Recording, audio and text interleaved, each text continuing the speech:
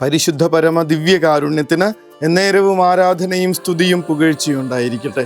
പരിശുദ്ധ പരമ ദിവ്യകാരുണ്യത്തിന് എന്നേരവും ആരാധനയും സ്തുതിയും പുകഴ്ചയും ഉണ്ടായിരിക്കട്ടെ. പരിശുദ്ധ പരമ ദിവ്യകാരുണ്യത്തിന് എന്നേരവും ആരാധനയും സ്തുതിയും പുകഴ്ചയും ഉണ്ടായിരിക്കട്ടെ. ജനക്കൂട്ടത്തെ കണ്ടപ്പോൾ അവന് അവരോട് അനുകമ്പ തോന്നി. പഴയ നിയമത്തിൽ സോളമൻ രാജാവിൻ്റെ മുൻപിൽ തൻ്റെ കുഞ്ഞ് രണ്ടായി ഇങ്ങനെ വെട്ടിപ്പിളർക്കപ്പെടുമെന്നറിഞ്ഞ നിമിഷത്തിൽ ഒരമ്മ ഇങ്ങനെ ഹൃദയം തകരുന്ന വേദനയോടുകൂടെ സ്വന്തം കുഞ്ഞായിട്ടും ആ കുഞ്ഞിനെ മറ്റൊരു സ്ത്രീക്ക് വിട്ടുകൊടുക്കാനായിട്ടുള്ള സമയത്ത് അവളുടെ ഹൃദയം അനുഭവിച്ചൊരു വേദനയെക്കുറിച്ച് വചനം പറയുന്നുണ്ട്. അതേ വാക്ക് ഈ സുവിശേഷത്തിൽ നമ്മൾ വീണ്ടും കാണും. കർത്താവിന് അവരോട് അനുകമ്പ തോന്നി. ഉള്ളിൽ നിന്ന് അമ്മയ്ക്ക് കുഞ്ഞിനോട് വരുന്ന വാത്സല്യം കണക്ക് ഇങ്ങനെ അതിയായ സ്നേഹത്തോടുകൂടെ ഹൃദയത്തിൻ്റെ ആഴങ്ങളിൽ നിന്ന് വലിയൊരു സങ്കടത്തോടുകൂടെ കുഞ്ഞിന് വേണ്ടി വരുന്നൊരു ഫീലിംഗ്, ഇതേ സാധനമാണ് പറഞ്ഞിരിക്കുന്നത്. അവരോട് അനുകമ്പ തോന്നി. നമ്മുടെ കുടുംബങ്ങളിൽ ഈ അനുകമ്പയുടെ നോട്ടങ്ങൾ എന്നു മുതലാണ് ഇല്ലാതായിപ്പോയത്? ശരിയാണ്, കുറ്റങ്ങളും കുറവുകളൊക്കെ ഉണ്ട്, തിരുത്തുന്നതും നല്ലതാണ്. പക്ഷേ നമ്മൾ നേരത്തെയും സൂചിപ്പിച്ചിട്ടുള്ളതുപോലെ ഒന്ന് ചേർത്ത് പിടിക്കാനായിട്ട്, സാരമില്ല എന്ന് പറയാനായിട്ട്, ഇത് നമുക്ക് ഒരുമിച്ച് പരിഹരിക്കാമെന്ന് പറയാനായിട്ട് ഒരു സപ്പോർട്ട് കൊടുക്കാൻ, അല്ലെങ്കിൽ പിന്നെ എന്തിനാന്ന് കുടുംബം? കുറ്റപ്പെടുത്താനും വിധിവാചകങ്ങൾ പറയാനും തിരുത്തിക്കൊണ്ടേയിരിക്കാനും അതൊരു കളിയാക്കലാക്കി മാറ്റാനും ഒക്കെ ചുറ്റും ഒരുപാട് പേര് കാത്തിരിപ്പുണ്ട്. നമുക്കറിയാവുന്നതാണല്ലോ. നമ്മളല്ലെങ്കിൽ പിന്നെ ആരാണ് ഇവരുടെ കുറവുകൾ മനസ്സിലാക്കണേ? ഇവരുടെ ബലഹീനതകളിൽ ഇവർക്ക് കരുത്ത് നൽകി കൂട്ടു നിൽക്കുന്നേ? ഇവരുടെ ഇടർച്ചകളിൽ സാരമില്ല എന്ന് പറഞ്ഞ് ഇവരെ തിരിച്ചെടുക്കാൻ നിൽക്കുന്നേ? കുടുംബത്തിൽ മാത്രം സംഭവിക്കുന്ന, കുടുംബത്തിൻ്റെ സ്നേഹം കൊണ്ട് മാത്രം സംഭവിക്കുന്ന ഒരു മാജിക്കാണ്. പരസ്ത്രീ ബന്ധത്തിൽ പിടിക്കപ്പെട്ട ഒരു ഭർത്താവ്, അയാള് ഭാര്യയുടെ കാല് പിടിക്കുന്നുണ്ട്. അറിയാതെ പറ്റിപ്പോയതാണ്. അകലെയായിരുന്നപ്പോൾ അറിയാതെ ഇങ്ങനെ പെട്ടുപോയതാണ്. ഇനി ഒരിക്കലും ഉണ്ടാവില്ല. നീ പറയുന്ന എന്ത് ശിക്ഷയും സ്വീകരിക്കാം. നിന്നെ വിട്ടിട്ട് ജീവിക്കാൻ പറ്റില്ല.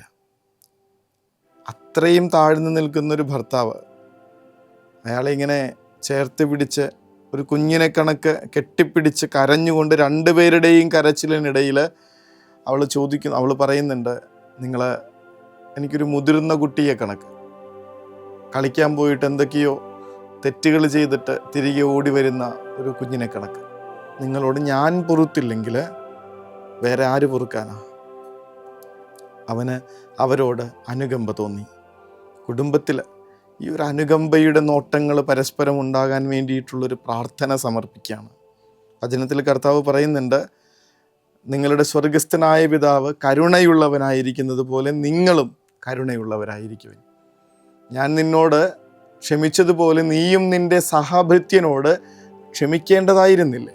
വചനം ഒരുപാടുണ്ട്. ഇങ്ങനെ സ്വർഗസ്ഥനായ ഞങ്ങളുടെ പിതാവേ എന്ന് വിളിക്കുമ്പോൾ ആ പിതാവ് എങ്ങനെയാണോ ദുഷ്ടൻ്റെ മേലും ശിഷ്ടൻ്റെ മേലും ഒരുപോലെ മഴ പെയ്യിക്കുകയും ഒരുപോലെ സൂര്യനെ ഉദിപ്പിക്കുകയും ചെയ്യുന്നത്, ആ പിതാവിൻ്റെ മക്കളായിട്ടാണ് ജീവിക്കുന്നതെങ്കിൽ അതുപോലെ ചെയ്തേ പറ്റുള്ളൂ. നമ്മുടെ അമ്മമാരൊക്കെ നല്ല നല്ല ഉദാഹരണങ്ങളാണ്. മക്കളെ, ഒരാൾ ചിലപ്പോൾ പള്ളിയിൽ പോകുന്നുണ്ടാവില്ല, ഒരാൾ ചിലപ്പോൾ ഇത്തിരി തെറ്റിപ്പോകുന്നുണ്ടാവും. പക്ഷേ പാത്രം വയ്ക്കുമ്പോൾ, ഭക്ഷണം വിളമ്പുമ്പോൾ എല്ലാവർക്കും ഒരുപോലെയല്ലേ? വറുത്ത മീനിങ്ങനെ 3ആയിട്ട് ഒടിച്ച് 3 പേർക്കുമായിട്ട് വിഭജിക്കുന്നതമ്മ.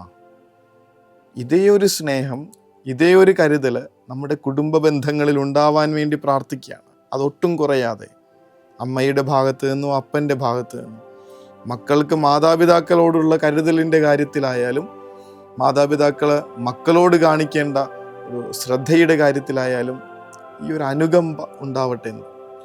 എന്തൊരു പ്രയാസത്തോടെയാണ് ചില വീഡിയോസൊക്കെ നമ്മൾ കണ്ടുകൊണ്ടിരിക്കണമെന്ന് കാണണം. വയ്യാതിരിക്കുന്ന അപ്പനെ ഇങ്ങനെ കാല് വെച്ച് തട്ടി മാറ്റുന്ന മക്കളുണ്ടെന്ന് പറഞ്ഞാൽ വിശ്വസിക്കുമോ? ഉള്ളതാ. ശല്യമാണച്ചോ.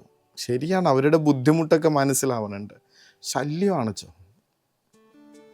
അനുകമ്പയുടെ നോട്ടങ്ങളില്ലാതെ പോകുന്ന ഭവനത്തിൽ പരസ്പരം മനുഷ്യർ ഭാരങ്ങളായി മാറുന്ന കാഴ്ച കണ്ടുകൊണ്ടാണ് വചനം നമ്മളെ ഓർമ്മപ്പെടുത്തുന്നത്. ഉള്ളിൽ നിന്ന് ഈ അമ്മയ്ക്ക് മക്കളോടെന്ന കണക്ക് തീക്ഷ്ണമായൊരു സ്നേഹം പരസ്പരം ഉണ്ടാവട്ടെ എന്ന്. കർത്താവ് ഇസ്രായേൽക്കാരെ നോക്കിയിട്ട് പറയുന്നുണ്ട്, തള്ളക്കോഴി കുഞ്ഞുങ്ങളെ ഇങ്ങനെ ചിറകിൻ കീഴിൽ ചേർത്ത് വയ്ക്കാൻ പരിശ്രമിക്കുന്നത് പോലെ ഞാൻ നിങ്ങളെ ചേർത്ത് പിടിക്കാൻ നോക്കി.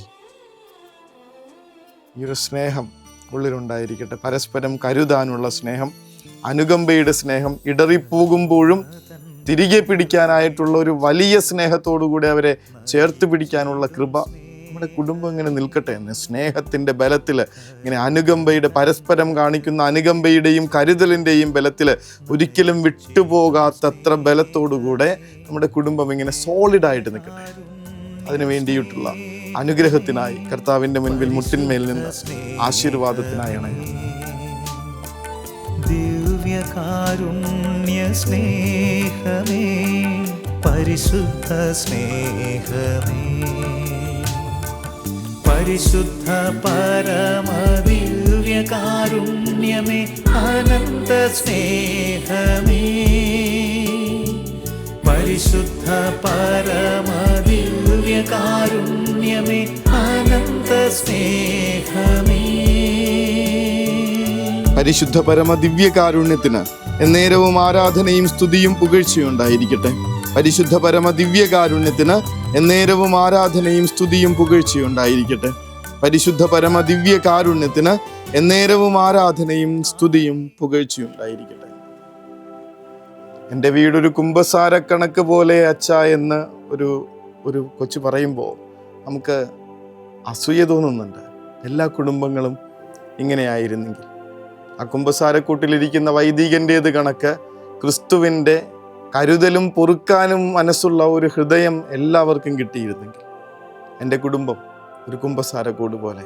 കർത്താവേ, ഇതൊന്ന് ഞങ്ങളുടെ കുടുംബത്തിലും നിറവേറാൻ വേണ്ടിയുള്ള അനുഗ്രഹം തരണേ എന്ന പ്രാർത്ഥനയോടുകൂടെ നമുക്ക് ഉറങ്ങാം. കരുണതൻ കയർ പിടിച്ച് നയിച്ചിടും സ്നേഹമേ, ദിവ്യകാരുണ്യ സ്നേഹമേ, പരിശുദ്ധ സ്നേഹമേ, പരിശുദ്ധ പരമദിവ്യകാരുണ്യമേ, അനന്ത സ്നേഹമേ, പരിശുദ്ധ പരമദിവ്യകാരുണ്യമേ, അനന്ത സ്നേഹമേ.